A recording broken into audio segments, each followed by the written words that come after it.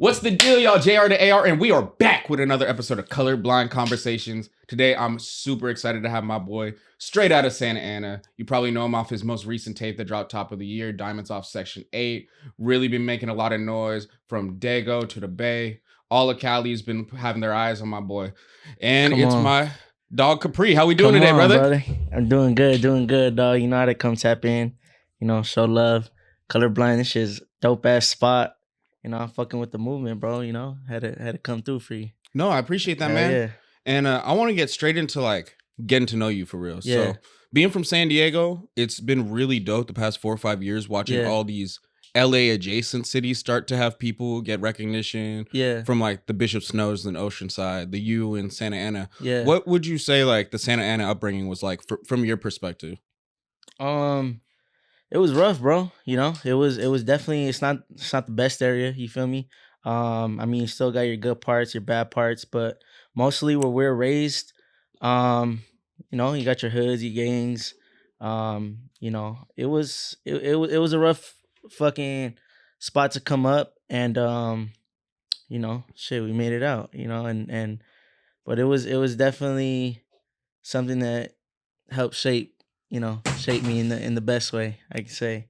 Did you have a lot of family in the gang oriented stuff? I did. I had kind of far family, cousins, and my brother was, kind of well connected in the streets and shit. RP my brother.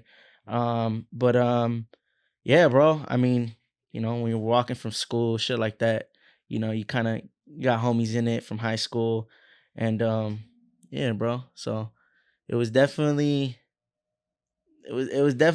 gangs around us, but yeah.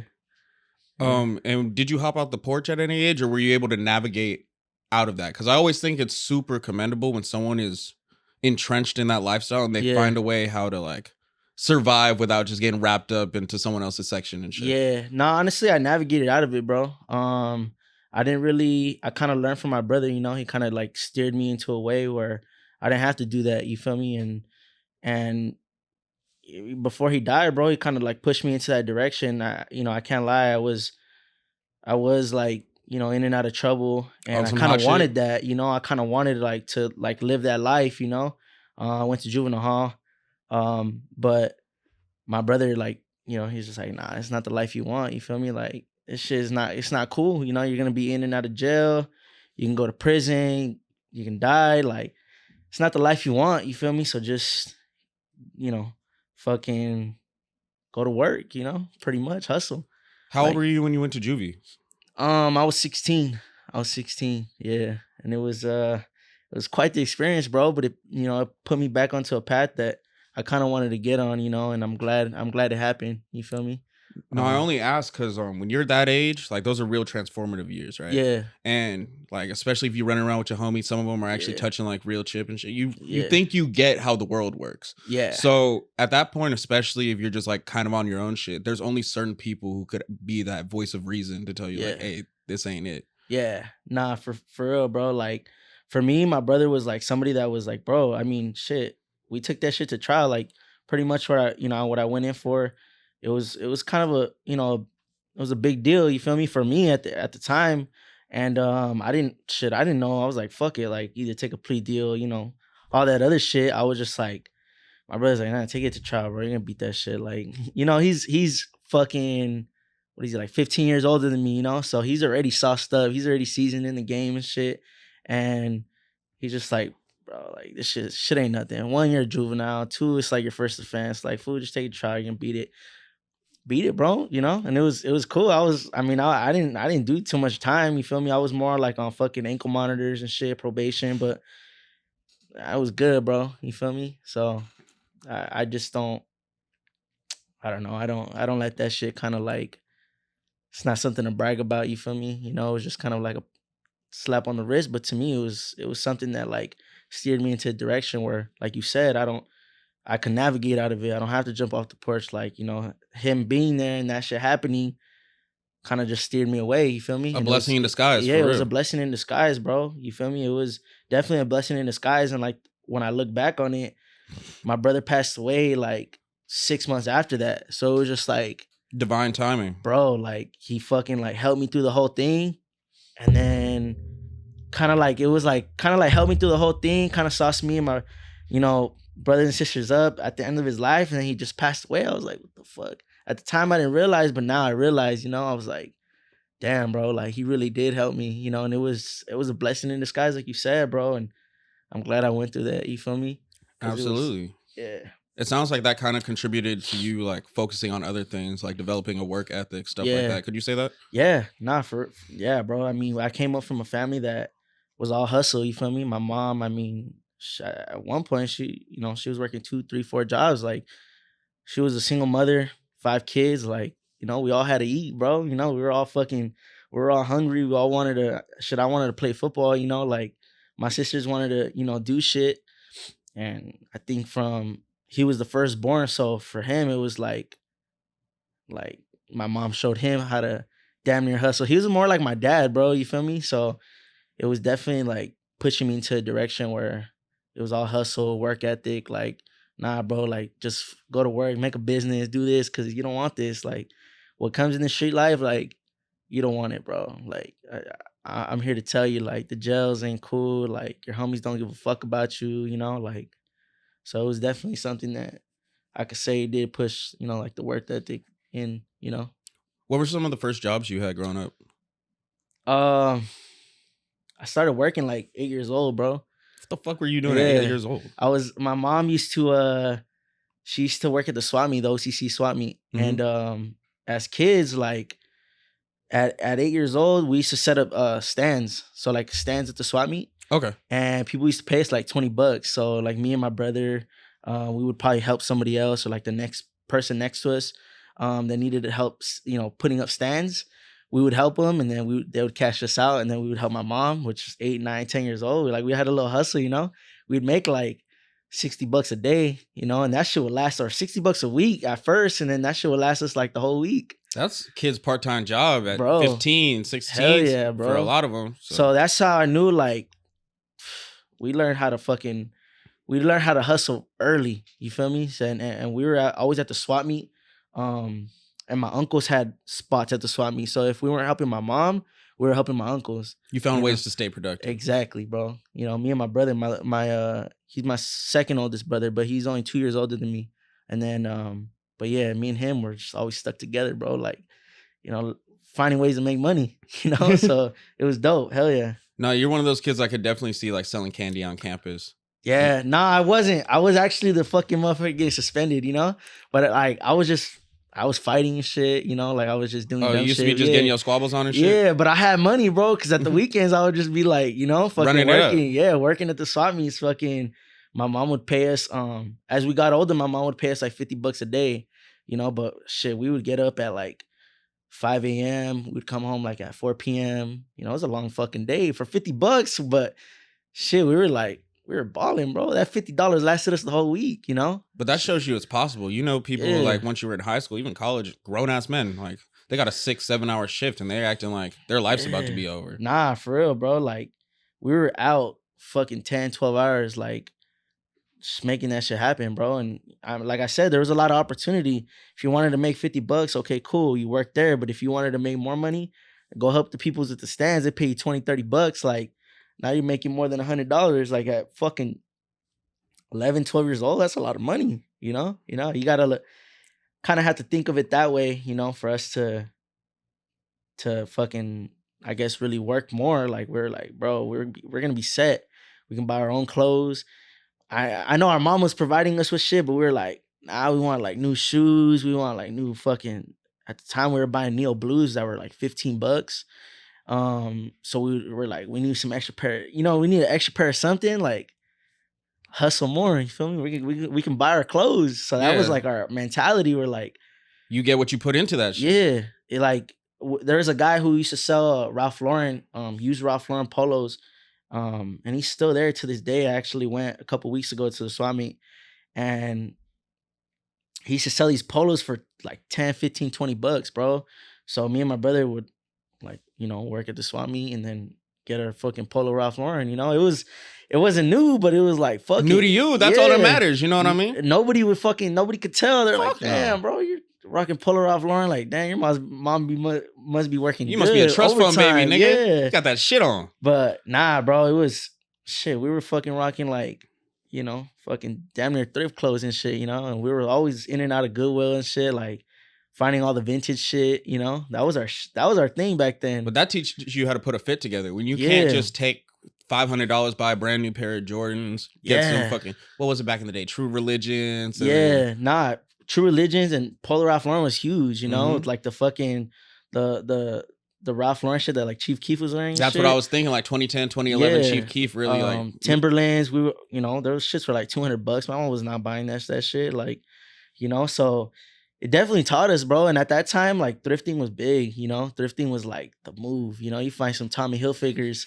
fucking Polo Ralph Lauren's, you find Polo Sport like for the low, bro, like $2 a fucking shirt. Like if you go to the bins and you just start, you know, like we love that shit, bro. Like, you know, my boy Corky too. Like when I was in high school, we used to go to the bins and shit and just like come up on a bunch of stuff. Like, I mean, you're getting a big ass bag of fucking clothes for like $10, bro, because they do it by the pound.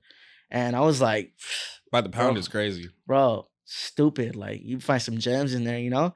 And then thrifting got out of control and shit. And then you go to Goodwill now, it's like you can't find shit, you know. No, even if you go to the one in Calabasas, because I thought that would be the cheat code. Like, yo, I'm gonna go where all the rich white people are. Even their hand me downs have to be fired. No, they giving away some bullshit, bro. Yeah, bro. People feel fucking like they be in that bitch every day, fucking right when they open, running in there, bro, hitting the bins and shit, you know. And at that point, it's like, I don't even want to go thrifting. I'd rather, if I'm gonna go get some thrift, like some vintage shit, I'll just hop on Depop or like, you know, like I'm gonna hit up one of the dripped out homies and be like, yo, I know you need to clear out your closet a little bit, nigga. I got 300 for you. Yeah, exactly, bro. Or I have a couple homies in Santa Ana.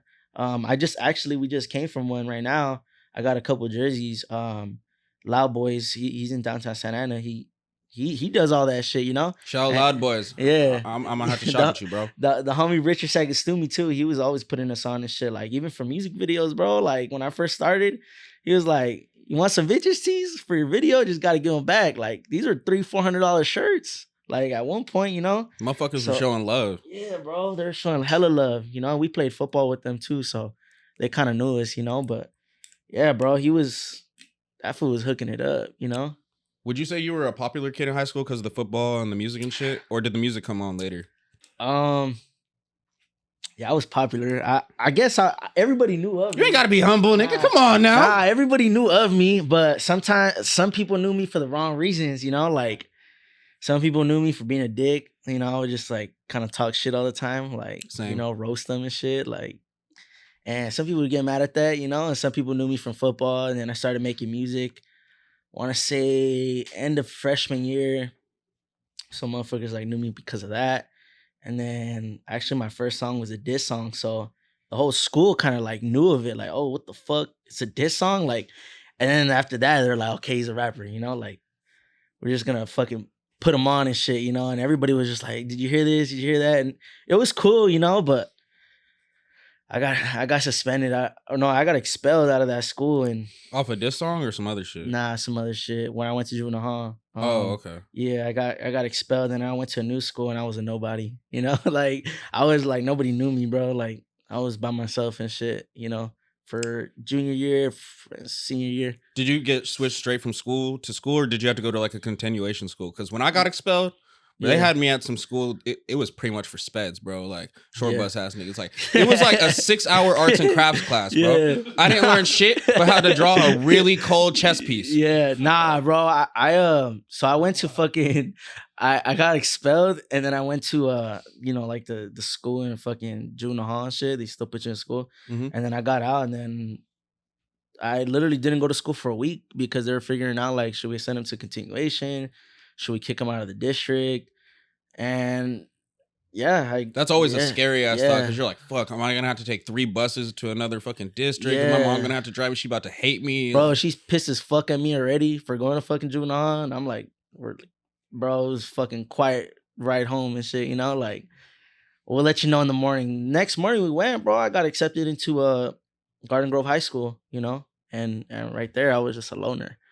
Like I was a straight loner, bro. Like For like I your don't- whole time there, or just like starting out? Starting out, yeah. By the end of senior year, like middle senior year, I was like cool with everybody and shit, you know. Cause I did go to middle school with a lot of people from there. But yeah, bro. I was a loner for sure. When did the music start kicking in? Was this in the high school days or like once you... High school days was like kind of like, damn near I was like testing out the waters, you know, if I really wanted to do it. It was kind of just fucking around. Yeah. But I would say like 2019, it was like 2018, 2019. Started really like, nah, I want to do this shit, you know, like I love doing music. And at that point, I linked up with a with a producer from my city named Flexitelli, and bro, like this fool he was already big at the time, you know, like he was doing songs with like Puya and Fat Nick, like South Florida sound. Oh, okay, yeah. I was big on that way back then, like yeah, the whole like Sesh Hollow Waterboy shit, Young X, Simi, Denzel Curry, yeah, X, Denzel yeah. Curry, X, Rob Banks, all those fools. So, and they're all in the same section, you know. But yeah, I started doing music with him, and he kind of just put me on, bro, for real. Like, Did he have my early days. a real studio setup, or were you in a garage trapping it out? What was your first like recording session like for you? My first recording session, it was definitely in a room. We'd have to fucking turn the ACs off because, you know, like the sound and shit. Yeah. There was no soundproof fucking panels, nothing. Like it was just, I mean, we were on fucking GarageBand, you know. And then when I got to like with Flexitelli, like it was more like FL, like actual real shit, you know. We had like a little booth, and he was already experiencing that shit, so it was like I felt like I was recording with a fucking platinum, you know, a fucking platinum engineer. Like I was like, damn, I'm doing this shit, you know. But yeah, bro, like that was like the first time I really recorded like good quality music, you know. So something you could actually be proud of and shit. Yeah, exactly. And then I just started pushing from there.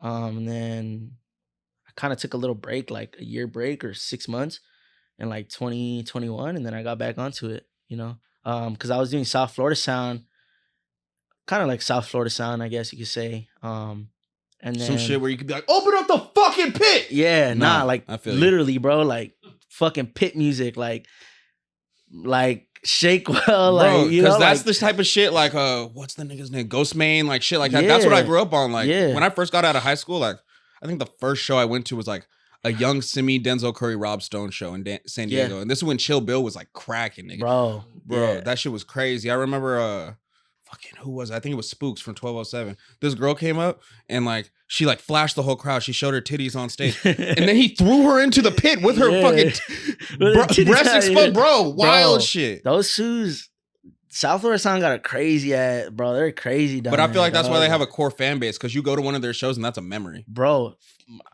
Dog, like who is it? Fucking Zilla Kami. Zilla was cold. Zilla Kami had like fucking rocket launchers and like in his videos and shit, like, bro, people would go stupid at his shows, you know, and they'll be off the shits too. You know, everybody in the crowd like going dumb, like like fucking everybody need water. You feel me? Like it was just crazy, bro. It was definitely like that's literally why they got a fucking core fan base. Like motherfuckers got actual fans, bro. Like they've been popping since 2017. I mean, we're 7 years from that. Fools are still popping, like, bro. Like they're still going on tours, bro. Suicide like, Boys is doing the same arenas as Rod Wave right now, and that's crazy. Insane to me. Yeah, you feel me? Nah, we were just talking about that. Me and Worthy, we were just talking about like, and the homie Morgan, we were just talking about how they're doing like, fucking, like what is it? They didn't do the crypto, but they did what's that other one in Inglewood? The Forum. The Forum, 2 nights in a row. Yeah. Like sold out, bro. Like they did fucking Caesar Superdome, I think that's what it's called, Caesar Superdome in Louisiana, like, or NOLA. Fucking I think it was like, was it 2 nights? Cause they're from there. But bro, I'm like, the fuck? Like these fools are still selling shit out, bro. Yeah, and I wasn't trying to detract from what you were saying. I just thought it was so dope you said you started with that sound. Yeah. That sound, like the SoundCloud fan base, I feel like if you tap into that sound, it don't fucking matter where you're from, right? Yeah. Like you look at someone like Yeet, bro, niggas from Irvine, like not too far from you. but he's not even looked at as a West Coast artist because his sound translates to such a bigger mass. And that like Shakewell was he's from San Gabriel Valley, and I didn't know that. He's fucking big, bro. Like he's huge out there, you know, like in that fan base. I think he's signed to Suicide Boys, but he's like big in that sound, you know. But you know, that's the I guess that's the fan base everybody wants, you know. Like I would have never guessed that was your beginnings, bro. Yeah, that's bro. crazy. That was definitely my beginnings, you know, and I was getting hella love, you know, but then, you know, shit happens, bro, and I'm not gonna get into that, but you know, I took a little break, and then I was like, shit, I don't know if I want to do music no more, you know, and I think me and Worthy started kicking it a little bit, and then me and my This your boy, main cameraman right here? yeah, my dog, and then me and Corky, which is the guy I was telling you about in high school, he was just like, fool, what do you mean, like you fucking. When I was in that scene, bro, like I went to Rolling Loud backstage, you know, like I was in fucking studios of like Fat Nick, Shakewell, like all these big artists, bro. And for them, it was like they're definitely the people to get me back into music. They're like, bro, you know what this shit is, you know what this shit can bring, you know, like this shit can feed your family, bro. Like you're good at it too. Like just focus up. You might have to change your lane, change your sound, but that's cool. Like just get back into it. So yeah, bro. I just got back into it and I started making more West Coast sounds. And then what was the transformation like that? When you took that little break, was the music you were digesting different at all? Like, were you still listening to that underground shit, or did you start transitioning to like the Dracos and the Shorelines? Like, yeah. Because I feel like around that 2018, 2017 sound is when I feel like LA had its like second renaissance. Because I feel like LA has a scene like every 5 years. Like before that, it was like the Jerkin movement, like YG, and then they had the melodic niggas like Ty Dolla $ign and T-Fly, and then they had Odd Future. And then after that, it was Greedo, Draco, and Shoreline. I feel like we're about to have another renaissance again. Yeah. So would you say you were like absorbing different music in your daily affairs? No, I was definitely absorbing like in 2021, I was absorbing like the Shoreline Mafia. You know, I was a little late because at 2017, 2018, I wasn't really listening to them. I mean, I listened to the big songs, you know, like Musty and shit, you know, but I was more listening to, you know, Fat Nick and the South Florida sound. So when I was like 2021, I just started listening to this show. I was kind of late, you know, I'm gonna admit it. But I was like, nah, I gotta just like kind of tap in. I'm from the West Coast, like fuck it, you know. And then I didn't know where to go, bro. Like I didn't have no studios. I didn't know no studios. I didn't know any engineers. I didn't know. So it was almost like starting from scratch. Yeah, again. bro, like straight up starting from scratch. And then I met my boy Keflon. I don't know if you know Keflon. Yeah. He's an engineer, and I met him. And I did a song with Don from LP. And then as from there, me and Keflon just started working. You know, I always had a place with him. You feel me? Like we would go to Jag's studio, and then we just record there, just hella songs. You know, and then after that, I was just like, fuck, I'm gonna just keep coming here. And then I kind of just started working again. Started getting more into the scene. And then I'm like, okay, like Ladiano is somebody I want to work with. Cypress is somebody I want to work with. Like seeing different producers, you know, kind of familiarizing myself with everybody in the scene. You did your homework. Yeah, you know what exactly. I mean? And then, you know, I wanted to work with Suede. I wanted to work with Chike. I wanted to work with Rucci, which I did all that, you know, like you did all that. Yeah. And it was, I mean, it took time, you know, but like one by one, I kind of just like, okay, cool. I'm gonna do this, I'm gonna do this, I'm gonna do this. And I've been checking shit off the list, you feel me? Which is cool. And I'm grateful for it, bro. You know, it's been a blessing to actually be able to do that, you know, to start from scratch, study, and make that shit happen, you know? So that'd be the craziest thing when you have an idea, you're like, hey, it'd be dope if I could work with a Suede or a Ladiano, and then you're sitting there and it's actually happening. You're like, fuck, like I actually like, brought this to fruition. Yeah, let's talk about that Suede shit for a minute. R.I.P. a legend. Yeah, out of West Coast hip hop at large. How did you get acquainted and how that record come together? So my boy Corky, he runs a brand called Farside, and he wanted Suede to model the shirts. So we pulled up to Huntington Park? Yeah, we pulled up, and I think the first night, I think Worthy was with us. He lagged on us, huh, Worthy? I think he lagged on us the first day, didn't he, Suede? I think he did, bro. I could swear he did. And then we were like all bummed out and shit. We all went home, And then we came back like the next day, I think, and then he was just cool. He's like, "Oh, my bad, bro. Something happened, whatever." We were all chilling. And that's where we shot majority of the we did a visualizer and we recorded most of it in I think his uncle's smoke shop in Huntington Fuck. Park. Yeah, it was cool, bro. And he was chill, straight up. Like he was just like, "What do you guys do?" Like just real down to earth person, bro. And I think a month later, I just hit him up, and I was like, "Hey, bro, like I want to do a song, Worthy helped me, and my girl helped me too. I was, my girl helped me. My girl helped me with some bread too. She Oh, you pitched cashed him in. out. You were like, yeah, I'm trying to come correct. Yeah, I'm trying to come correct because he was definitely, um, he was definitely getting popping at that time, Mm-hmm. And obviously, bro, like I like to take care of people. You feel me? I'm not the type of person that's like, "Oh, bro, like, fucking beg for a feature. Like, come on, bro." Like, shit like that. So I came correct. I was like, "Hey, bro, like, I want a verse. Like, what's up?" And he was like, "For sure, let's do it." So we pulled up on him at TK Studio and knocked it out. I mean, we wrote everything from scratch. I The think, Arbarian studio up in Studio City. yeah, R.I.P. Man. yeah, we did it there, and then shot some more footage there, and then we tried to do the music video, bro, but it just never came out. Like I was busy, he was busy. Um, I didn't respond in time. He didn't respond in time. It just never lined up, bro. So we just got all the fucking clips, made a visualizer, and shit went up.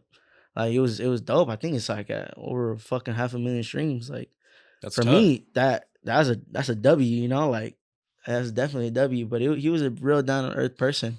My boy Worthy kind of like he was like his damn near his main cameraman, like not his main cameraman, but he was helping him a lot.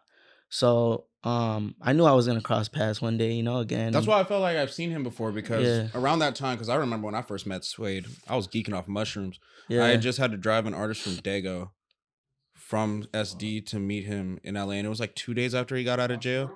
Yeah. Yeah, I was geeking off the shroom. Yeah, me and Lil Maru were fried. Oh, and then, shit, yeah. Fucking, we meet Gary up in like Studio City, and he just had such an infectious energy to him, bro. Yeah, bro. You could tell because it was literally like 48 hours after he got home. So he Yeah. was just like happy to be out. He saw that his money had been stacking up while he was gone. Like he was in really good spirits, man. And then we kept locking in. We chilled and got fucked up a few times when we were on a tour with Bravo later that year, like 2021. And I could see just by how he carried himself, I'm like, bro, this guy has the drip. Like, he got his own little swag. Sauce, he got the saw. Bro, my shout out Filthy Shooter. My boy gets blackout drunk. He be hitting his little Suede bop and shit, bro. Nah, like, bro. He was definitely one of a kind, dog. Mm-hmm. He was an artist that was for sure looked up as like damn near like a pioneer almost in our. I was gonna say a pillar. Like yeah. I feel like at that point, like 2021, if you were gonna say like Southern California hip hop, like outside the OGs, like up and coming, yeah, it was probably like Suede, Lil Weirdo, Lil Maru, Peso. Yeah. Like they had that shit on a chokehold. Yeah, and Suede was like the biggest head on that Rushmore for sure. Yeah, bro, and that was dope to see. You feel me? It was dope. It was dope to see, kind of like everything come together, and especially for the culture, bro. Like I'm Mexican, and for that to happen, it was just like, what the fuck, bro? Like that's fucking sick, and him to bring up all his homies with him, Peso, and I think Luda Lou was at the time. Oh, Luda, yeah, for sure. And then Phobic and shit. Dogfather Polo, Dogfather Polo, and Spaz and Plugs, like all the yeah, bro. Everybody just pulled up all his homies. Like that just goes to show, like, bro is not a selfish person at all. He was selfless. Yeah, because he was able to shine so much light on the scene, bro. There's a lot of people who have that power who won't do it. Yeah, like people are giving so much heat to Kendrick because it's like, yeah, we all popped out for your pop out show. Why hasn't a single nigga gotten a verse? Yeah, and it's just like a lot of people don't deserve it because a lot of people are fucking butt, and you can't get on a song with Kendrick and be able to go bar for bar or even make a good song. Yeah, but for the people who do, it's just like, yeah, that would be really dope if you saw Kendrick with a Wally the Sensei hook or something like that, because that's going to shine light on everything else going on in that scene. Like me mentioning Plugs, Polo, like those are the homies now, but I didn't know of them until Suede. Exactly. And they're all super talented in their own right. And they're dope people, bro. Like, I mean, I've it was more like online, type but you could just tell they're super down to earth, you know, and like what Worthy tells me, he's like, ah, bro, they're cool ass fucking people. They're like people you just pull up on. And it's like you already knew them, you know, and that's dope. You feel me? Shout out Polo too. I hope you're doing good. Like that nigga's been in my house. We've just chilled on some cool shit before. Yeah, Like, yeah, I bro. really have gained an appreciation for the Mexican scene. Like, Yeah. just navigating through the industry the way I have. Yeah. And on that note, I wanted to ask, do you think it's harder for you to elevate as a Mexican artist, not being part of a gang or affiliated in one way or another? A little bit. You feel me? Because people don't really like damn near want to take you seriously. You feel me? It's kind of just like kind of push you to the side almost. You feel me? Because I feel like MC Bob, shout out bro, like I feel like he goes through similar problems where it's like, Yeah. hey, what hood is this nigga from? And like, Yeah, like I don't, you know, I grew up around it. You feel me? I know kind of like the street politics and shit like that. You know, but I don't indulge in it. You feel me? And I don't really carry myself like I'm from somewhere. You know, but it is harder.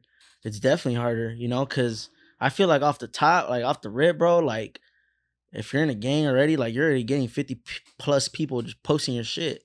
You know, like people from the gang or from the hood or whatever, wherever you're from, they're already automatically posting your shit. yeah, like So and now I gotta go get strangers to post my shit. Like off the top, like I'm already at a fucking, what do you call it? At a disadvantage. You feel me? absolutely. So, but I feel like it is harder for people that are not like affiliated. You know, I got homies and shit, but I don't. You know, it's not for me to, you know, kind of like tell it. You know what I mean? Absolutely. You're not trying to speak their stories through Exactly. your music Yeah. and shit. So, but yeah, it is hard, bro. It's hard, you know, but there's always a way, bro. You know, if there's a will, there's a way. So I like that mentality for real. yeah, and I think that for me, it's never been about like Southern California, you know, or like just California as in general. Like, I feel like that's kind of a crab in a bucket mentality. It's like Very close minded. It's yeah, very micro. Yeah, it's like, bro, there's a fucking world to live, you know? Like, I just went to Mexico last month and I'm like, what the fuck, bro? Like, there's a million people here, like, that have not tapped into my music. And then I just came back from Texas last week.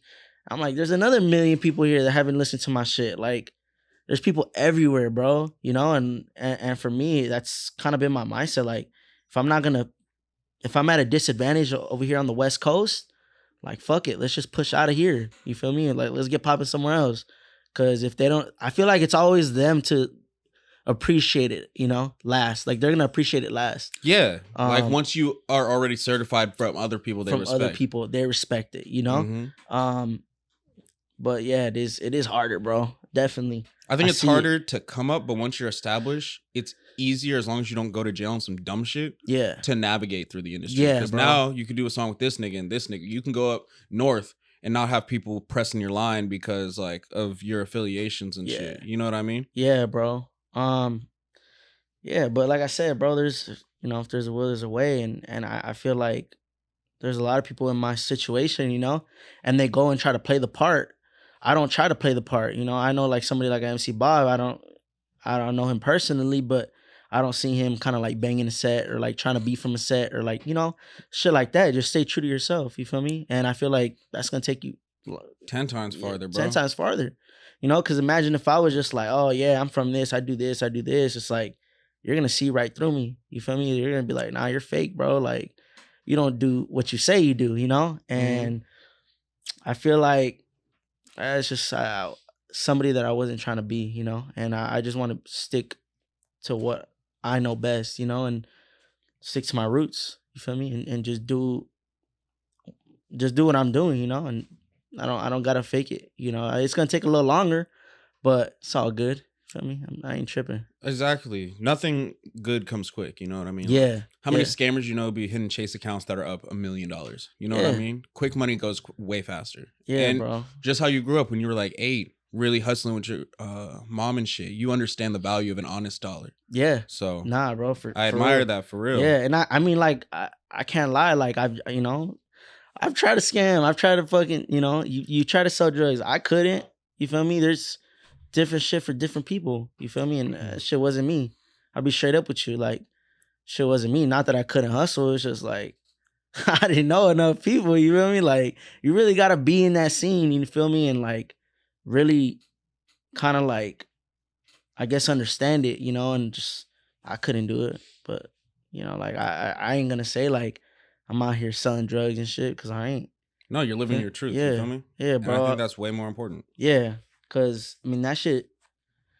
I feel like everybody's doing that, you know, especially in our section or like our LA sounds. Like, okay, bro, like get it, you're scamming, you're selling drugs, like You're pimping, like yeah, bro, like I ain't trying to hear that. You know, I mean, for me personally, but it might be cool to other people and shit. But you know, there's a couple people that you know they're really they're stamped, bro. You know, they're real. Yeah. But there's a lot of people that it's like, bro, come on, dog, like. We ain't gonna get into that, you know, but it's like because this could get real messy real quick. I exactly. could pop it. But what was I gonna say? I always talk to my artists and always tell them just like open their ears in the sense of like once a week, just put top 40 on shuffle. Because even if you don't listen to this shit, like this is the most streamed music in America. You have to understand what people like about these frequencies, these subject matters. Like someone like Shabuzi having like the rap country song, bro, go insane. crazy, and it's just like okay. This nigga, I don't even know where he's from, but wherever he's from, I promise you, that's not the niche or the typical music that they're making. But I like and I grew up in a house where everything we were listening to everything. Like when I would go with my dad, I would listen. My dad's like half white, so he would listen to like Led Zeppelin, Van Halen, fucking Red Hot Chili Peppers, like rock, you know. So I had an ear for that, and that probably it contributes to why you fucked with the SoundCloud scene as much too. And then I'd come home and then my brother would be slapping like Tupac, you know, Biggie, Snoop Dogg, DMX, and then my sister would be slapping Ashanti, Aaliyah, Ja Rule, you know, like, and then my mom would be slapping, you know, fucking Vicente Fernandez, Pepe Aguilar, like crazy people, bro. Like Maná, which is a rock band in you know where she's from in Mexico, like. I had just an ear for like everything, bro. And my brother's he's into like indie bands. And you found like, different shit to appreciate from all these little genres, you know what I mean? Bro, I listen to country music. Like that shit's cool to me. You feel me? Like there's some shit that's cool to me. But I listen to it, I'm like, dog, like what the fuck? Like there's more to like life out of here. You feel me? Like this country song is on the charts for like you said, the Shabuzi song. It's like been 4 or 5 months. Straight, like it's not falling, bro. Like, and that just goes to show, like, shit's just damn near crab in the bucket mentality, bro. Like, just get out of that mentality. Listen to the top 40. Listen to, you know, different shit outside of here, bro. Like, this is not everything. You feel me? So that's really helped me, you know, and that you brought that up. That's cool, bro. Like, cause it's true. You feel me? It's true. When you slap on the top 40, how many rap songs are you gonna hear? You know, like you're gonna probably listen to a couple country, a couple pop, like, you know, you're gonna listen to different shit. You feel me? And even even if it's like East Coast rap, it's way different than West Coast. Absolutely, way different BPMs, exactly. Like way different cadences. Yeah, or the SoundCloud scene is way different. You know, you go it's just different shit. You feel me? You don't gotta like stay in this, I guess, in this fucking bubble. Yeah, in this bubble, in this realm. You know, like. There's a lot of shit to shift out of. So, say you had like a $10 million budget. Like, what is like a genre that you would want to like dive into if you had all the resources to like do it well? You know what I mean? Damn. I would say rap is first, obviously. I would be on some like Post Malone shit. Real shit, like country. Like he's diving into his country bag. Oh God. Yeah, like and I think he started as country, then went to rap, and then went back to country. But I would definitely do that. I would definitely hop into like the kind of like the reggaeton scene. I would want to do everything. I mean, like I would say like country's cool, but I would say like Spanish shit. I would definitely want to hit the Spanish shit. Because if you crack that mark, you won, bro. I mean, have you seen the numbers on YouTube? Like somebody told me once, bro. Like notice like the YouTube streams on like Mexican artists or like people from Puerto Rico or Dominican Republic, like their shit on YouTube is high, bro. They got millions and like fucking damn near billions. Yeah, someone because like they don't got Apple Music. You know, they don't got Spotify. They don't got, you know, they don't have money to pay for $10 a month. 20, So YouTube you know? is way more important. Yeah, it's free. So that shit just like, what the fuck, bro? Like that was a good, like, it was a good reading, good analysis. Like, you know, like, you know, seeing somebody from the DR or you know, like Bad Bunny, 100 million on a video, or like somebody like Drake is like 20 million, you know, same time, month or whatever. And it's like, it puts shit into perspective. Like, just, And because they have to watch the video and they're not just listening to the audio, they're buying into the artist themselves. They're really like getting that brand recognition. They're like, oh no, this right here, this is the guy. Like someone like Peso Pluma, same shit right now. No, bro, that's what I'm saying. Is like, that's why I would want to get into that market. Like, it's not because like I enjoy it, because I do enjoy it. Like I listen to that shit on a daily, but it's cool, you know. And they got like a fan base. You feel me? They got people that fuck with them. That fuck with their music, you know, and they could do tours, like bigger tours. Yeah, because when, you know, like the Mexican or the Latin fan base fucks with you, they're gonna come out to your show and they're gonna mob deep as fuck. Yeah, like that's why fucking when Bad Bunny was out here, fans were leaking out the fucking stadium. He gets like 6 to 8 million a show, bro. Yeah, bro. And it's like fucking, I mean, 60-day tours. I mean, like 2 months or 3 months, like crazy, like fucking shit ton of dates, bro. On my mama. You know, and like, yeah, I definitely want to like hit that avenue, you know, a little bit down the line. I kind of want to like, I think that's where we're focusing on right now. The team is just like getting this shit down first, building the foundation, and then kind of like spreading it a little bit, you know. But I would say like the reggaeton Mexican scene. That's something. If I had $10 million budget, bro, I'd be going stupid. Oh my like, god, visuals would be dummy, huh? Like I'd be going stupid. Like I want Anuel on the song. I want fucking like shit. I would go stupid, bro. Like no, that's fire. I like that your mind goes places like that. Yeah. That's why I just like picking people's brains and shit. Yeah. Few more questions for you. One, again, I think it's super dope you're from Santa Ana. I'm from Dago myself, so seeing like the lower part under Los Angeles starting to get highlighted is super dope for me.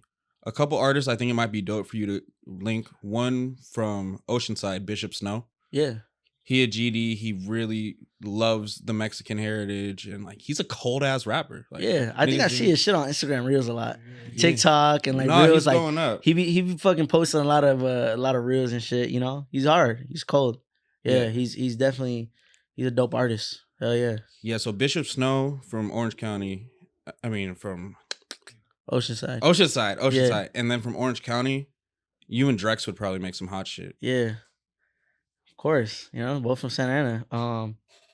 See when it comes. You know, he's a dope I feel artist, like you bro. guys are like making the most noise out of there. I'm surprised it hasn't happened yet. I mean, I don't know, bro. Yeah, it happens, I guess, when it happens. But I just, yeah, I would want to work with him. I'd hop on a song with him. Bro, I need to talk to Ocha or something, because you guys are like the most popping niggas from your scene. So I feel like to build a scene in Santa Ana in totality, it has to start with the people who have this at least the most minute amount of motion. You know what I mean? Yeah, nah, and because you guys are leading by example. You're showing, because you're 23, 24, right? Yeah.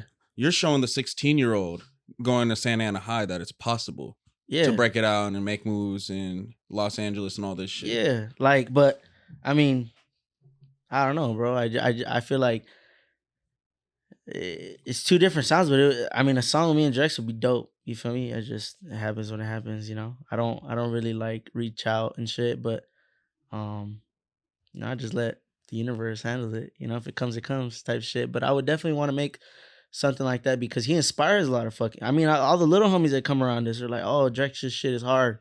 They'll be posting shit to Drex's songs. Like, he's a dope artist, but like, I don't know, it just never happened, you know. But it would be dope, you know, set something up, you know, because I feel like nobody in our city really like kind of like sticks together. You feel me? Like people just kind of like stay to their own type shit? Kind of stay to their own. And it would kind of like change the narrative, I guess, if, you know, we did a song, but it happens when it happens, bro.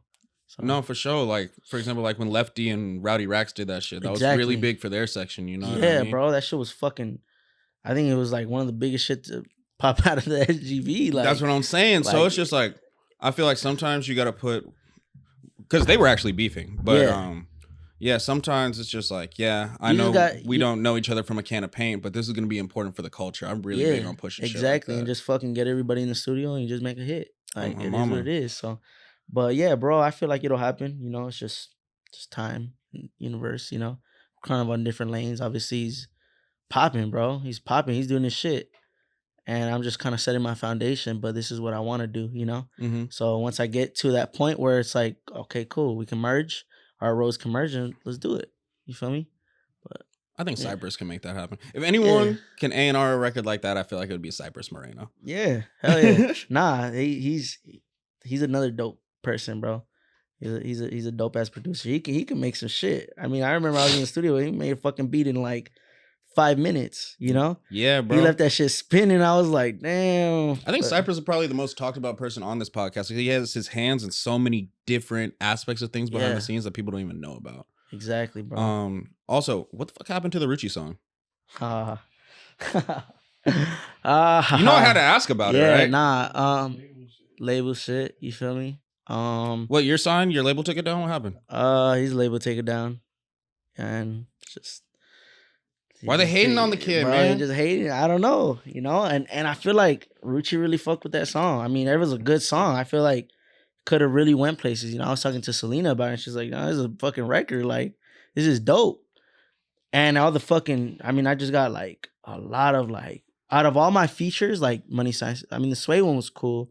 But like the Chike one, and that one people were fucking with the Rucci one. And then it was, bro, I got like fucking like, it was my most like out the gate 3 days. It was like fucking 40,000 streams or some shit, like something crazy, bro. It was going fast. And then they just sent me an email like, yo, they're taking this shit down. They took it down. Like, and Weak I was as like, fuck. okay, cool. Like, let's, yeah, we've been going back and forth, bro. But it's just like, you know, label shit. You know, he can't handle it, but it's all good. No, you gotta debo that shit back from him, bro. What the fuck are we talking about? That shit was a slap. Bro, that's what I'm saying, dog. And I feel like with a music video and everything, should have been stupid hard, but it is what it is. Like, I know you don't reach out to people, but just in a perfect world, who would you like to work with at this point? What producers, artists, singers, like who do you think from our section? In general. In general? Bro, you came up on the SoundCloud way. I don't give a fuck where they from. Like, who do you think you can make good music with? Damn, that's a good question. Yeah, like you said, it's a good question. I really want to work with Foreign Tech. He's he's got some records, bro. I can't name his biggest record because I don't know it off the top of my head, but fake ass fan. Yeah. Nah, he's made like every time I listen to his beats, I'm like, fuck, bro, this fool's snapping like a motherfucker. Him in the producer world, I guess Southside, you know, 808 Mafia. I feel like we can make some shit happen. That was like the last photo shoot I did when I was a cameraman. Yeah. He's hard, bro. He's cold with the beats. Bro, he makes some evil ass shit. Fucking but for an artist, fuck. Damn, dog. I don't know. I like the fucking Detroit wave. Yeah. Feel me? Like I could, if me and Peasy got into that's what I was gonna say. I was gonna say Vezo or Peasy. Like Peasy or I Swear Vezo. Like, I feel like we can make AF and Peso. Like we can make some shit. AFN, I think that's doable. Yeah. I think that's very doable. But like hearing you go bar to bar with Peasy would be tough though. Bro, that would be that's on the bucket list, you know? Like, hey, Rio's about to be home too. Bro, Rio de Young OG. He doesn't like Rio de Young OG, but you know, I fuck with Rio de Young OG. Like, I'm a piece of shit. I love fucked up bars. Like that's why I think I fucked with Tyler when he first came out. Yeah. So like Rio was right up that alley. I'm like, yo, this nigga funny. Yeah, bro. He's so funny. He's like, what'd he say? He's like, bitch, she a more killer. I forgot what he said. She killed more people than me. She had like 4 abortions or 3 abortions or some shit like. Her body count high. Yeah. Like shit like that, bro. I'm like fucking dying laughing. I'm like, fuck. Play it to my girl. She's like, what the fuck? Like, what are you listening to? I'm like, nah, it's just hard. Yeah, that's my workout playlist. Yeah. Stop tripping. Like listen to the whole song. He's flowing. he ain't off beat or nothing. Like, you know? He's hard. But I definitely would say like the whole Detroit scene, I really want to work with that scene, bro.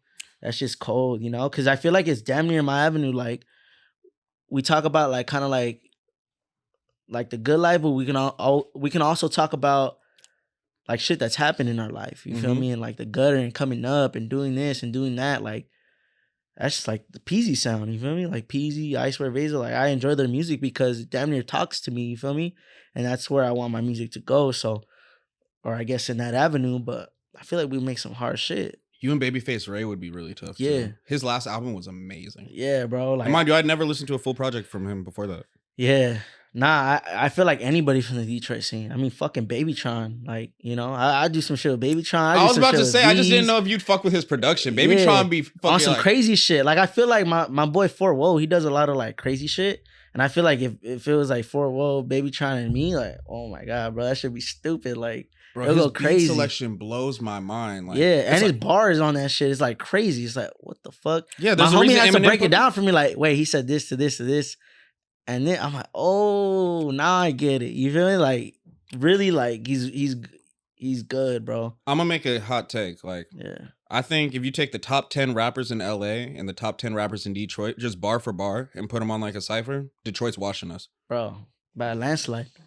Washing by us. a landslide. I feel like. I mean, I don't know. I mean, I feel Who like we putting up against Babytron?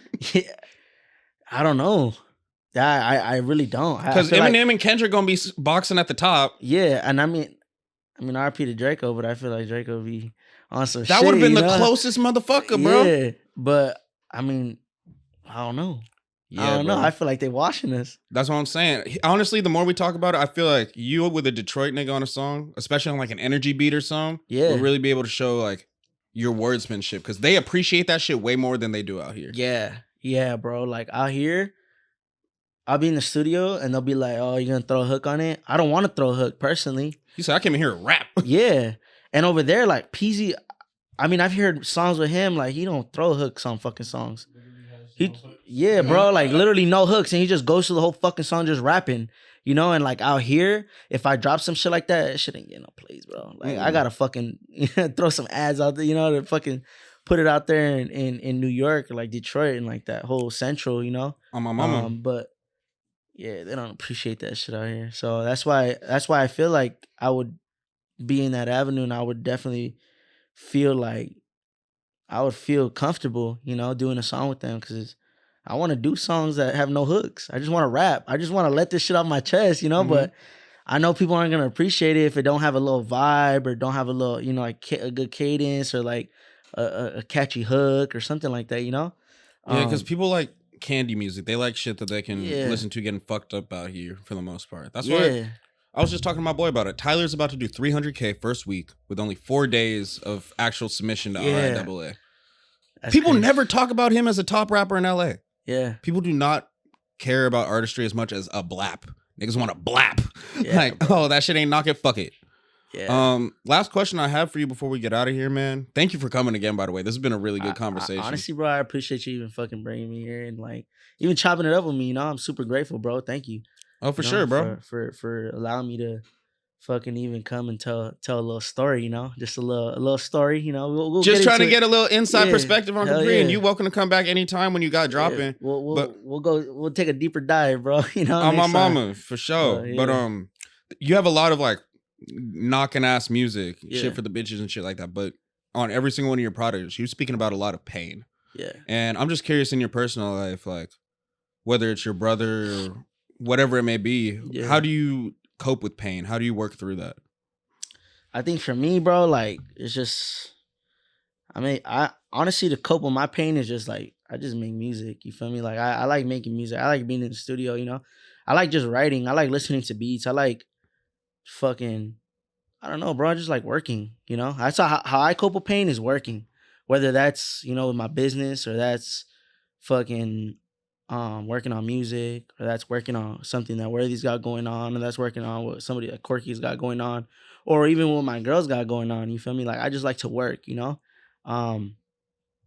And yeah, I think that's the way I cope with pain, because I don't know, bro. I feel like I know a lot of people, they cope with pain, you know, they turn to drugs and, you know, they go out and shit. I need to go to therapy and shit, you know. That was my next question. I was gonna say, have you ever like talked to a therapist? Like, yeah, I've had a lot of therapists, you know, and I feel like none of them kind of understand me. But you gotta kind of. It's not their job to help you. It's not their job to solve your problems. It's their job to kind of like show you the way and for you to solve your own problems in a Mhm. way. And I talk with my boy 80 all the time, and even my girl. My girl's a therapist. But like I gotta go back. You feel me? And it's something that I've kind of like come to realize. Um, but I don't think I'm ready. I don't think I'm ready yet. And I'll do it when I'm fully ready to talk to someone. You feel me? But I think therapy is needed. Because a lot of people, especially a lot of men, like we just bottle that shit in. It's like fuck it. Just kind of like shrug it off. You feel me? Because that's how we were taught. We were just taught to like, bro, stop being a bitch, bro, stop being a pussy. Like just shrug that shit off, keep going. And at times, like I do get like that. I'm just like fuck it, whatever. But and then it kind of comes back, and it's like I should have dealt with that shit. I should have.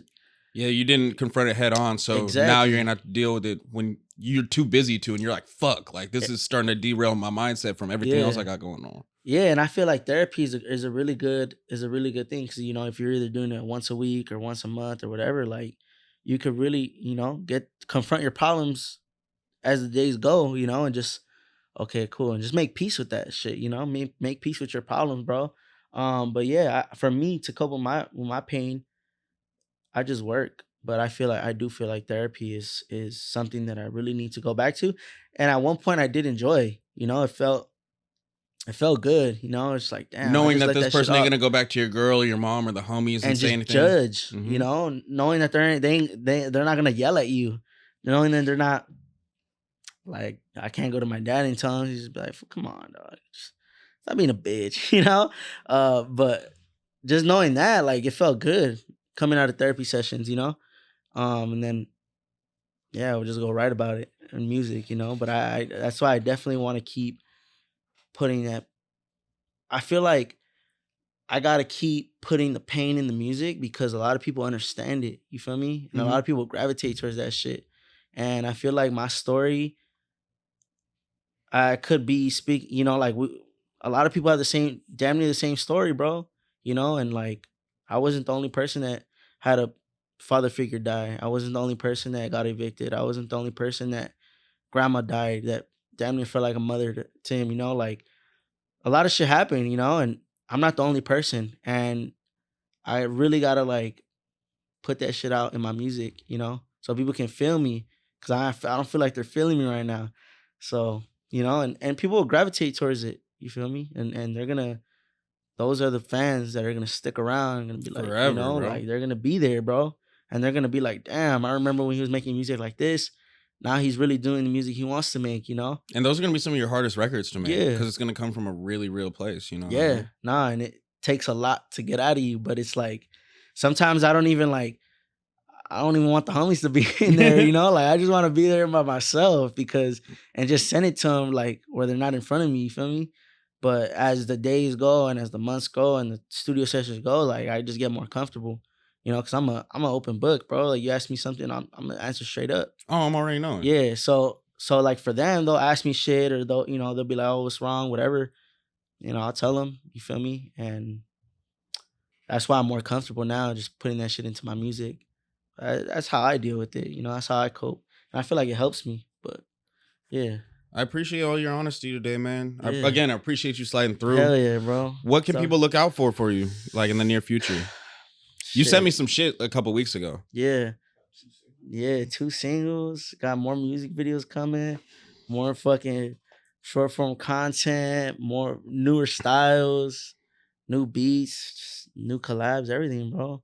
I feel like I think the next one we might do is either light skin Shohei or Shada, but one of them we're gonna push. But it's definitely 2 hard ass songs. No, I'm my Feel me? mama. Yeah, but I got a vault, bro. I got like 40, 50 songs, so I need to really start pushing them out, and letting people fucking feel me because they ain't feeling me right now, you know. Hey, you just gotta wake them niggas up again, bro. Yeah, bro. But And I hope people are able to get a different perspective on you through this. You feel me? yeah, nah, cause I'm like I feel like I'm a closed book, bro. And I feel like you asked some questions that really open up. I had to open up a little bit, but it's cool. I fuck with it. I like that's why I like I like doing these type of like interviews and shit, you know. And I'm glad you were one of the first people to invite me on a on an interview like this, because it's just dope people, bro. That's all I want around, you know. And I'm sure you're genuine as fuck, bro. So I appreciate it. Oh, it's all Appreciate you, love, dog. bro. Like Cali been known. I'm not about the politics. I'm not trying to get a crazy clip out of you. Like I'm really Yeah. just trying to get into the deeper perspective of people's Yeah. stories and shit, man. So Yeah. I'm excited for people to see this one. You have no idea. Yeah, bro. And you have any closing words for like a young Santa Ana in who might be watching you, Shit. figuring out how to get out of a shitty situation? Maybe want to start cooking up in a hot ass room with no AC. Yeah, bro. Look to God. You feel me? You know, you got to be close to God first. Second, I feel like, shit's gonna happen. You're gonna cry over spilled milk. You're gonna pick it up. You know, if shit's happening in your life, bro, like, just keep going. You feel me? And don't look back, because you sit there and dwell about it, it's just gonna eat you alive, and you don't want that shit, bro. So just keep going. And I want to say that to everybody looking at me and kind of like seeing me, do shit. And for all the little homies, stay out of trouble, dog. I mean, that shit's gonna get you nowhere. Go out and make a business. Go out and get some real money, because there's real money in this world, and there's a lot of money in this world. And sitting there looking up to people that are not really good, for your situation is gonna be all bad. You feel me? It's gonna get you in circles and situations you had no business being in. Exactly, bro. So, first look up to God, and then second, everything will fall into place, and just keep working. Hustle, on God's hustle, time, hustle. not your time. Yeah, everything's gonna fall into place, bro. I'm a firm believer that everything happens for a reason, and yeah, everything's gonna happen when it needs to happen. Exactly, bro. Not when you want it to happen. Yeah. But where can they find you, bro? Instagram at Kill Kapri, YouTube at Kill Kapri, and shit, you can always catch me. I'm in Santa Ana every day. You be on TikTok? Yeah, I'll be on TikTok. Official Kill Kapri. Yeah, on TikTok. Go out and make some fucking TikToks. Go out and make some reels. Listen to my shit. Kapri on fucking iTunes, Apple Music, Spotify. Let's run it up. Get ready for the new singles, man. Yeah, let's do it. Hey, I need you all to follow my boy Kapri. This has been another episode of Colorblind Conversations with JR the AR. Follow Petty Cash Studios. Follow my shit. And yeah, let me know your favorite gem from this episode, man. Like, comment, subscribe, and we are out of here. Let's do it. Appreciate you, bro. Hell yeah.